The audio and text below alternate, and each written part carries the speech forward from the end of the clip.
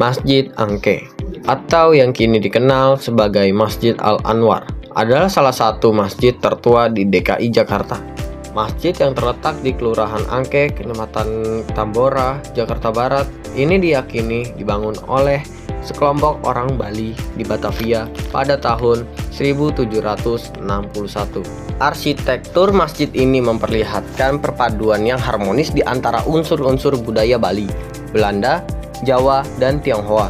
Bentuk dasar bangunan yang bujur sangkar serta atap limasan yang bersusun dua memperlihatkan pengaruh Jawa. Ujung-ujung atapnya yang sedikit melengkung ke atas, mengacu pada gaya punggel rumah Bali. Sementara kusen-kusen pintu, daun pintu ganda, lubang angin di atas pintu, dan anak-anak tangga di depan menampilkan unsur Belanda. Dan juga tiang-tiang utama pun mengesankan pengaruh Jawa.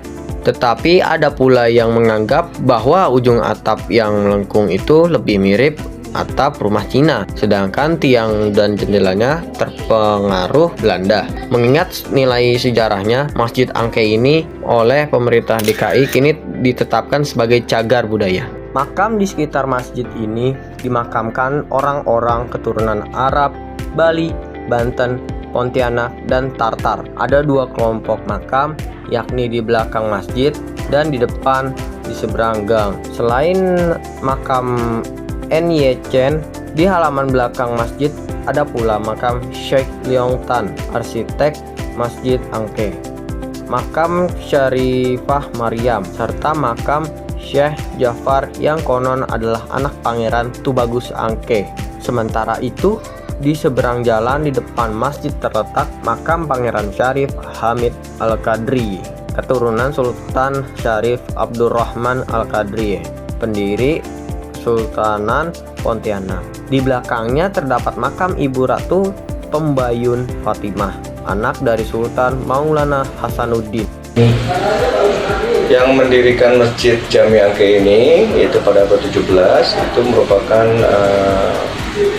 keturunan dari Jayakarta kedua, dibantu oleh para ulama, para pejuang pada masanya di abad ke-17 yang merancang bangunannya. Arsiteknya itu seorang muslim Tionghoa, namanya Sheikh Leong Tan. Ini dibangun, Pak?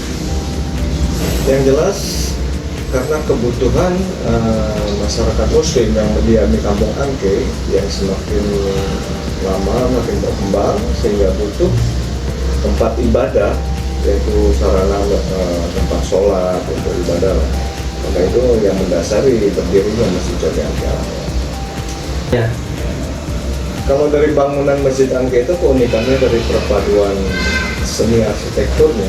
Itu ada perpaduan dari Jawa, Tionghoa, kemudian Eropa juga ada, Arab, dan juga yang lebih kental itu Tionghoanya.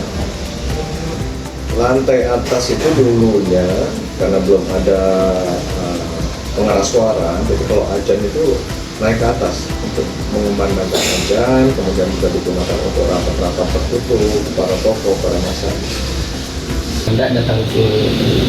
Ya jelas ada, selain penyebaran Islam di kota Jakarta juga pada masa abad 17 itu kan sudah mulai timbul peperangan ya dengan VOC, dengan otomatis pasti ada tersinggungan untuk mempertahankan kota Jakarta pada saat itu. Semua, Pak?